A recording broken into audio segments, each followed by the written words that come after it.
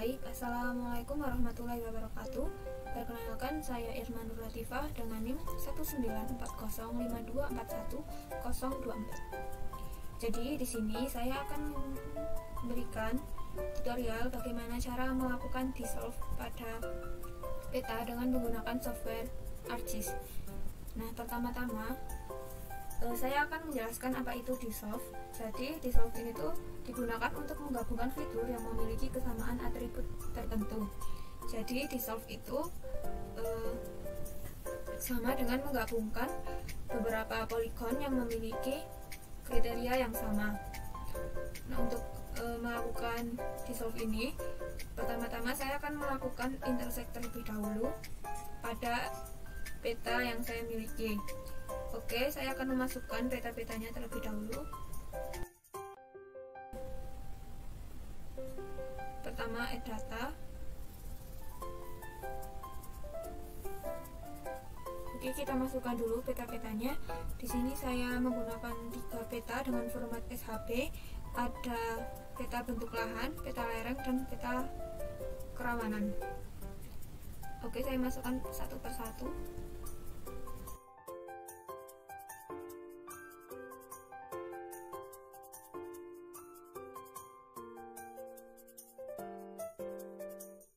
Oke, baik, jadi ketika petanya ini sudah masuk atau sudah terinput, oke, langkah selanjutnya kita akan melakukan intersect pada ketiga peta ini. Sama seperti pada pertemuan yang sebelumnya, kita klik tool Arch Toolbox. Di sini di bagian analisis tool kita klik, kemudian di bagian overlay ini kita klik dan ada intersect, kita klik 2 kali.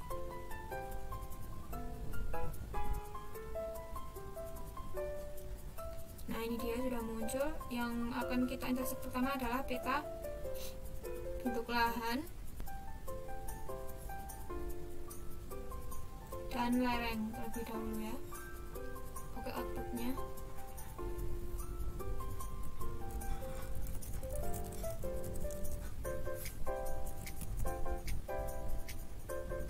Oke, kita klik OK saja.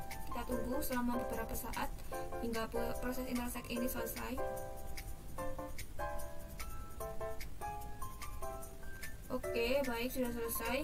Langkah selanjutnya kita melakukan intersect pada peta bentuk lahan dan lereng tadi dengan peta kerawanan atau yang rawan.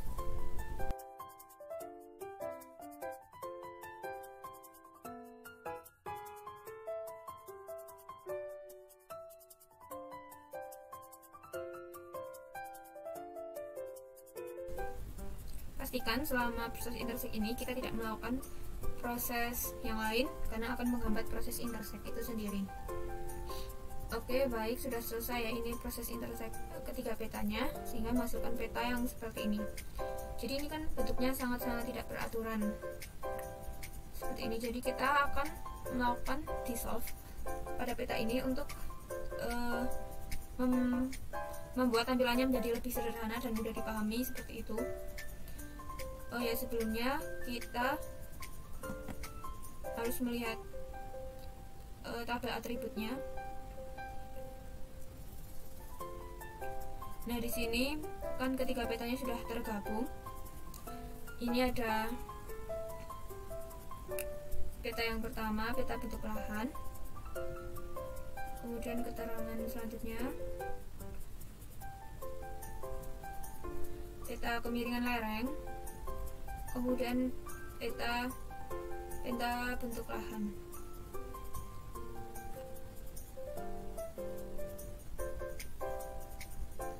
Oke, jadi bisa dilihat di setiap atributnya ini tuh ada harkat.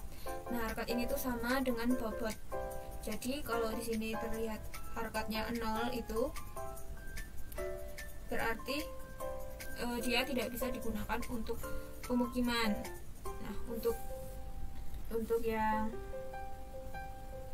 peta kerawanan ini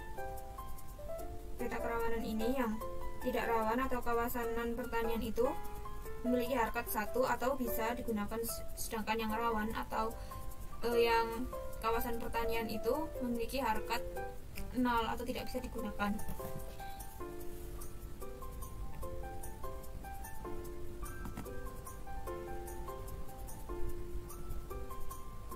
Oke, di sini saya urutkan saja agar bisa lebih jelas.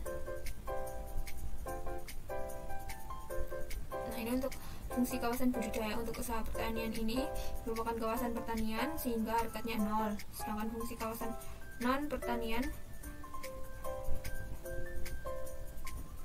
ini adalah harkatnya 1, namun ini ada beberapa yang harkatnya masih 0 sehingga bisa kita perbaiki terlebih dahulu dengan mengaktifkan tombol editing agar kita bisa mengedit.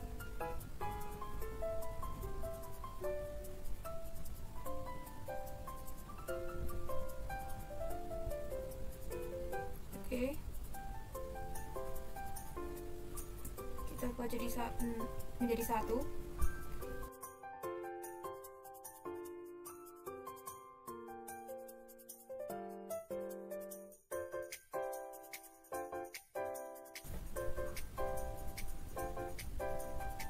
Oke, ini kemudian untuk kawasan hutan lindung 0, tidak bisa digunakan.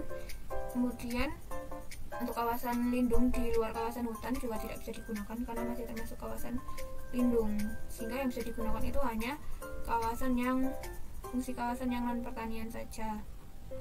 Nah, ini skornya udah 1 semua, udah betul. Kemudian kita lihat harkat yang lain.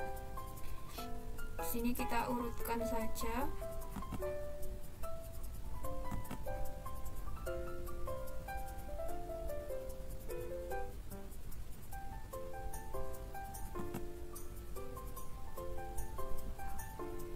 Oke, di sini lereng landai 1.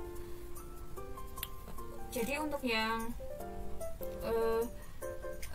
yang kemiringan lereng ini tuh, jika kemiringannya lebih dari 25% berarti tidak bisa digunakan atau harkatnya tuh 0. Kalau masih di bawah 25% berarti masih bisa digunakan atau harkatnya itu 1. Nah, ini kita lihat, kita teliti satu persatu. Untuk yang harkat lebih dari 25 kita beri skor 0. Nah, ini ada 40. Ini harkatnya 0 berarti oke, sudah benar. Kita lanjut ke harkat selanjutnya.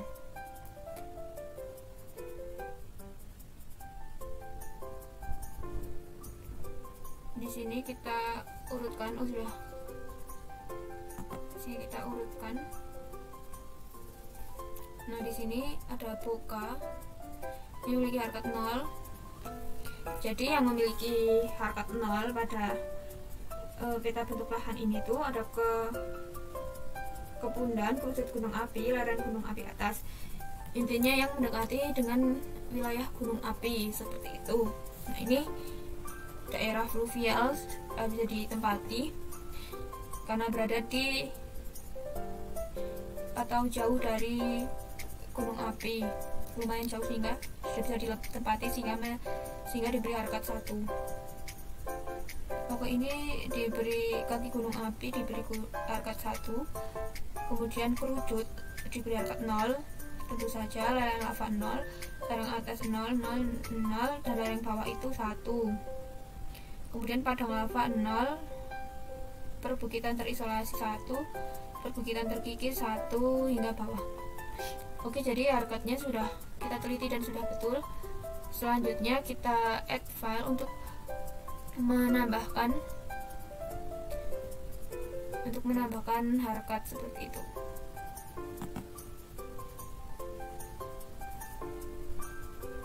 Kita save terlebih dahulu. Oke, setelah di save kita add file. Sini kita beri nama skor total. Oke, untuk jadi di skor total ini kita itu akan mengalihkan setiap harkat seperti itu.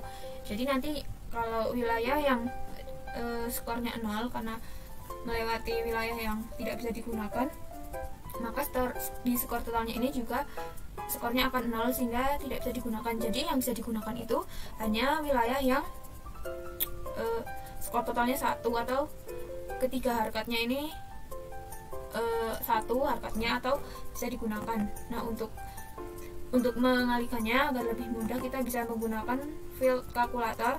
Di sini jika muncul seperti ini, kita klik yes saja. Oke, jadi kita hanya akan mengalihkan harkat-harkatnya. Kita klik harkat yang pertama, klik 2 kali, kemudian dikali, kemudian harkat yang kedua dikali lagi, dan harkat yang terakhir. Oke, jika sudah, langsung kita klik OK saja. Nah, di sini sudah muncul ya teman-teman harkatnya. Ini ada yang meskipun di sini 1 tapi di sini 0, karena pasti di antara harkat yang lain itu ada yang memiliki skor 0, jadi tidak bisa digunakan mau bagaimanapun. Nah, oke, setelah kita buat skor totalnya, kita kembali ke peta ini lagi. Selanjutnya kita akan melakukan dissolve terhadap peta ini. Caranya bagaimana? Kita gunakan tool yang search aja, kita cari ini dissolve.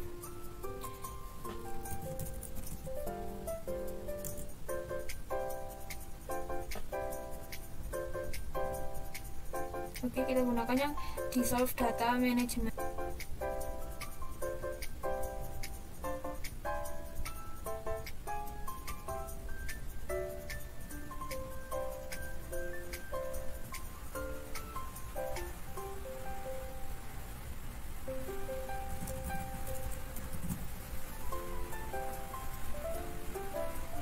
Sudah diklik.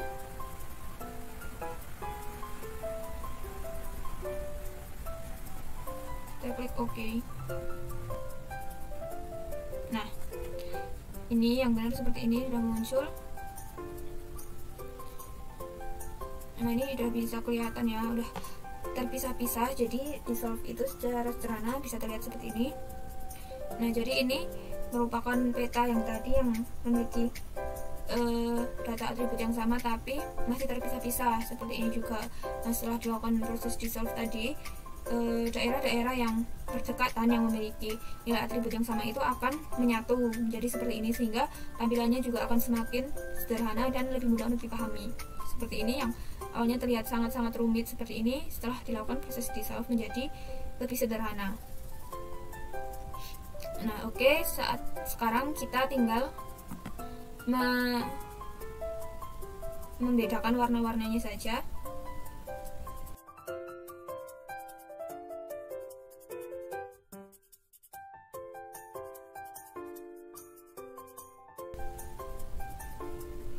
Oke, ini sudah terlihat ya, kira-kira seperti ini. Jadi diketahui jika di wilayah yang memiliki warna merah ini merupakan wilayah yang sesuai atau bisa digunakan untuk wilayah permukiman, sedangkan untuk wilayah yang berwarna biru ini merupakan wilayah yang tidak bisa digunakan untuk wilayah pertanian.